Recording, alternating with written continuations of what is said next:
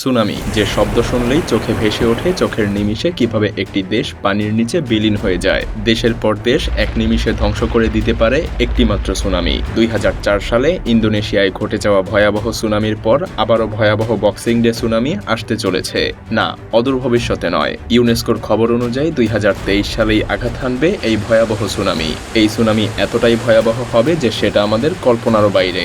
২০০৪ সালের সুনামিতে ২,৫০,০০০ মানুষ মারা গিয়েছিলেন। আর এবারের সুনামি হতে যাচ্ছে সেই সুনামির থেকেও ৪০ গুণ বেশি শক্তিশালী। এই সুনামি এতটাই শক্তিশালী হবে যে অস্ট্রেলিয়ার মতো একটা গোটা দেশের অর্ধেক জনসংখ্যা অর্থাৎ ১ কোটিরও বেশি মানুষকে নিমিষেই তলিয়ে দিতে পারবে।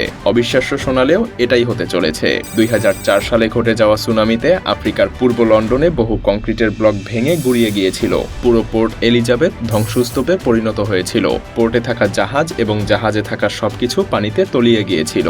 ব্রিটেন এবং আফ্রিকার এমন অবস্থা শুনে আপনার নিশ্চয়ই মনে হচ্ছে যে সুনামি নিশ্চয়ই আফ্রিকার আশেপাশে কোথাও আঘাত হেনেছিল, কিন্তু আসলে তা নয়। এই সুনামি আঘাত হেনেছিল আফ্রিকা থেকেও ৮৫৩৭ কিলোমিটার দূরে, অর্থাৎ ইন্দোনেশিয়ার ওয়েস্টার্ন কোস্টে। আর সেখানকার অল্প একটু ঝটকাতেই আফ্রিকার এই অবস্থা হয়। আফ্রিকায় সুনামির জলস্তম্ভ অর্থাৎ ঢেউয়ের উচ্চতা ছিল মাত্র ১.৫ থেকে ২ মিটার। তাতেই এই ভয়াবহ অবস্থা হয়েছিল।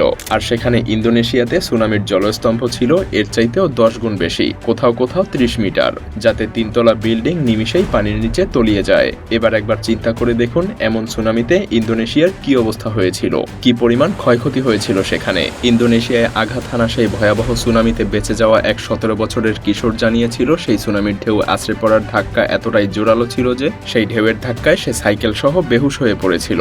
জ্ঞান ফেরার পর সে তার আশেপাশে শুধু লাশ আর পানির মধ্যে ধ্বংসস্তূপ দেখতে পেয়েছিল। মার্থনিজ সেই সুনামির দিন তার বন্ধুদের সাথে ফুটবল খেলছিল। সেই সময়ে সেখানে বড় ধরনের একটা ভূমিকম্প শুরু হয়। সেই ভূমিকম্পের আওয়াজ শুনে তার মনে হচ্ছিল কোথাও এরোপ্লেন ব্লাস্ট হয়ে গিয়েছে। এরকম ভয়াবহ আওয়াজ শুনে মার্থনিজ তার সাইকেল নিয়ে দ্রুত সেখান থেকে পালানোর চেষ্টা করে, কিন্তু পালানোর আগেই সেখানে সুনামি আঘাত হানে আর সেই ধাক্কা লাগে সাইকেলে। মার্থনিজ পানি আর বাতাসের ধাক্কার দাপটে জ্ঞান হারায় এবং জ্ঞান ফেরার পর চারদিকে শুধু পানি আর মৃতলাশ ভাসতে দেখতে পায়। এরপর সে উঠে দাঁড়ায় আর খাবার এবং আশ্রয় খুঁজতে থাকে। এভাবে সে ২০ দিন পর্যন্ত অভুক্ত এবং আশ্রয়হীন অবস্থায় সেখানে কাটিয়ে দেয়। ২০ দিন পর একটি রেস্কিউ হেলিকপ্টার মার্থনিজকে উদ্ধার করে। সৌভাগ্যক্রমে মার্থনিজ বেঁচে গেলেও সেদিন অনেকেই বাঁচতে পারেনি। ইন্দোনেশিয়ার আশেপাশের ১২টি দেশে সুনামি আঘাত হেনেছিল। এখন নিশ্চয়ই মনে প্রশ্ন জাগছে যে এত বড় সুনামির পিছনে আসলে কারণ কি ছিল। ইন্দোনেশিয়া এবং তার আশেপাশের দেশের সমুদ্রের নিচে প্রচণ্ড ভূমিকম্প হয়েছিল সেদিন। আর এই ভূমিকম্পের কারণ ছিল রিং অফ ফায়ার। সমুদ্রের নিচে টেকটনিক প্লেটের পরস্পরের ঘর্ষণের জন্য প্রচুর শক্তি আর আগ্নেয়গিরির সৃষ্টি হয়েছিল, যা থেকে ভূমিকম্প হয় এবং সাগরের ঢেউ বিশাল উচ্চতায় আছড়ে পড়তে থাকে। আতঙ্কের সংবাদ হলো মেডিটেরিয়ান সাগরের নিচে আবারও এমন একটি আগ্নেয়গিরির সৃষ্টি হয়েছে। এর ফলে যে ভূমিকম্প হবে তা উপমহাদেশের ২১টি দেশ এবং ৪০টিরও বেশি শহরে আঘাত হানতে পারে। ইউনেস্কোর রিপোর্ট অনুযায়ী এটা এমন সব জায়গায়ও আঘাত হানতে চলেছে যেখানে বিগত শতাব্দীগুলোতে এ পর্যন্ত ৪ বার সুনামি হয়েছে। এসব দেশে প্রতি শতাব্দীতে একবার করে সুনামি হয়। এসব দেশের মানুষকে সুনামির আগে সতর্কতা দিয়ে বাঁচানোর সুযোগ খুব কম পাওয়া যায়, কারণ মধ্য সমুদ্র থেকে সমুদ্রের তীর পর্যন্ত সুনামি আঘাত হানতে মাত্র কয়েক মিনিট সময় লাগে। গত শতাব্দীতে আঘাত হানা সুনামির সময় একদিকে রেডিওতে সুনামির সতর্কতা ঘোষণা করা হচ্ছিল, আর মানুষ তা শুনে সাগর পার থেকে সরে যাওয়ার কয়েক মিনিটের মধ্যেই মানুষ সহ সবকিছু পানির নিচে তলিয়ে গিয়েছিল। কালের পরিক্রমায় আমরা আবারও সেই ভয়াবহ দুর্যোগের মুখোমুখি হতে চলেছি, যা কয়েকটি দেশের সভ্যতা বিলীন করে দিতে পারে। বর্তমানে তুরস্ক এবং সিরিয়ায় আঘাত হানা ভয়াবহ ভূমিকম্প সম্পর্কে আমরা সবাই জানি। বিগত কয়েক দশকের মধ্যে সবচাইতে মারাত্মক ভূমিকম্প ছিল এটা। জেনে অবাক হবেন যে মেডিটেরিয়ান সাগরের বা ভূমধ্য সাগরে যে ৪০টি শহরের তালিকা করা হয়েছে তার মধ্যে সবার প্রথমে ছিল তুরস্কের ইস্তানবুলের নাম। অর্থাৎ বলা যায় ইস্তানবুলে হয়ে যাওয়া ভূমিকম্প আসলে মেডিটেরিয়ান সাগরে উৎপন্ন হওয়া সেই সুনামিরই পূর্বাভাস ছিল, কারণ ভূমিকম্প থেকেই সুনামির সৃষ্টি হয়। ২০২২ সালেও ইতালির ভলকানো আগ্নেয়গিরিতে অগ্ন্যুৎপাতের শুরু হয়েছিল। এই অগ্ন্যুৎপাতের কারণে ইউরেশিয়ান প্লেট ধীরে ধীরে আফ্রিকান প্লেটের কাছাকাছি সরে আসছে। ভূমিকম্পের পর হওয়া সুনামি সমুদ্রের তীরে ভয়াবহ বড়ভাবে আঘাত হানে। সুনামির উৎপত্তি হয় সাগরের অনেক নিচে, তাই অনেক সময় সাগরে থাকা জাহাজ বা নৌকার তেমন ক্ষতি হয় না, কারণ সুনামি স্প্রিংয়ের মতো ঢেউ সৃষ্টি করে, যা নৌকা বা জাহাজের নিচ দিয়ে অনেক উচ্চতায় বয়ে গেলেও সহজেই স্বাভাবিক হয়ে যেতে পারে। ভূমিকম্পের কারণ হলো পৃথিবীর মাটির নিচে পাথর, বালি, কয়লা এবং অন্যান্য পদার্থের আলাদা লেয়ার রয়েছে। ভূমিকম্পের কারণে এসব লেয়ারে অসামঞ্জস্যতা দেখা দেয়। সবচেয়ে নিচের লেয়ারের পদার্থগুলো আড়াআড়ি ওঠানামা করে। এই ওয়েভের কারণে সবচাইতে নিচের স্তরের উপরের স্তরের পদার্থ উপরে নিচে ওঠানামা করে। এটাকে বলা হয় সেকেন্ডারি ওয়েভ। এই ঘর্ষণের ফলে যে অসামঞ্জস্যতা সৃষ্টি হয়, তার ফলে সমুদ্রের নিচের মাটি আরেকটি ওয়েভ সৃষ্টি করে। এই 3 স্তরের ঘর্ষণ এবং ওঠানামার কারণে সমুদ্রের পানিতে ঘড়ির কাঁটার মতো উল্টো দিকে স্রোত ওঠা শুরু হয়। এই প্লেটগুলোর ঘর্ষণের কারণে সাগরের পানিতে বড় বড় ঢেউয়ের সৃষ্টি হয়। এই বিশাল উচ্চতার ঢেউই সুনামি সৃষ্টি করে। তবে সুনামির সবচাইতে মজার ব্যাপার হলো সুনামি সৃষ্টির সময় এটা একেবারে সাধারণ ঢেউয়ের মতোই দেখায়। অনেক জায়গা জুড়ে সুনামি সৃষ্টি হয়, তাতে পানির আয়তন এবং ঘনত্ব বেশি হলেও উচ্চতা কম থাকে।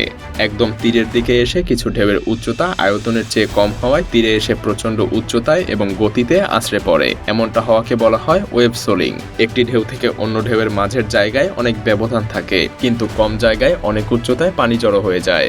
তবে খুশির খবর হলো এখন প্রযুক্তির সাহায্য ছাড়াই আমরা সুনামির পূর্বাভাস পেতে পারি। আশ্চর্যজনক ব্যাপার হলো টিলি স্মিথ নামক এক কিশোরী কোনোরকম ইনস্ট্রুমেন্ট ছাড়াই থাইল্যান্ডের মাইখাও বিচে 100 মানুষকে সুনামির হাত থেকে বাঁচিয়েছিল। ওই সময় টিলি তার পরিবারের সাথে ছুটি কাটাতে থাইল্যান্ডের বিচে এসেছিল। হঠাৎ করে সে সাগরে ওয়েভ সোলিং দেখতে পায়। সাগরের পানি নির্দিষ্ট ব্যবধানে উথাল পাথাল হয়ে তীরের দিকে আসতে থাকে। পানির উচ্চতা অনেক বেড়ে যায়। মাত্র 2 সপ্তাহ আগেই টিলি তার জিওগ্রাফি ক্লাসে সুনামি এবং ওয়েভ সোলিং সম্পর্কে জেনেছিল। ক্লাসে 1946 সালে হওয়া হাওয়াই আইল্যান্ডের সুনামির একটি ভিডিও দেখানো হয়েছিল। সেই ভিডিও অনুযায়ী সাগরের পানির উচ্চতার অবস্থা দেখেই টিলি বুঝতে পারে যে এটা সুনামির পূর্ব লক্ষণ। এসব দেখে সে কোস্টগার্ডকে সতর্কবার্তা পাঠিয়ে দেয়। সেই বার্তা পেয়ে বিচের কোস্টগার্ড দ্রুত বিচে সতর্কতা জারি করে এবং শতাধিক মানুষকে দ্রুত বিচ থেকে নিরাপদ স্থানে সরিয়ে নেওয়া হয়। অর্থাৎ বুঝতেই পারছেন, শুধুমাত্র সুনামি সম্পর্কে প্রাথমিক জ্ঞান এবং এর লক্ষণ জানলেই দ্রুত নিরাপদে সরে যাওয়া সম্ভব। তাছাড়া সুনামি থেকে বাঁচার জন্য রেড ক্রসের কিছু গাইডলাইন অনুসরণ করা যেতে পারে। আপনাদের জন্য আমরা সেটা শেয়ার করছি। সুনামির সতর্কতা 2 ধরনের রয়েছে। 1. সুনামি ওয়াজ, অর্থাৎ সুনামির মতো লক্ষণ দেখা গেছে কিন্তু এখনো নিশ্চিত না। 2. সুনামি ওয়ার্নিং, অর্থাৎ সুনামি সৃষ্টি হয়েছে এবং এখন আপনার এলাকায় সুনামি আঘাত হানতে পারে।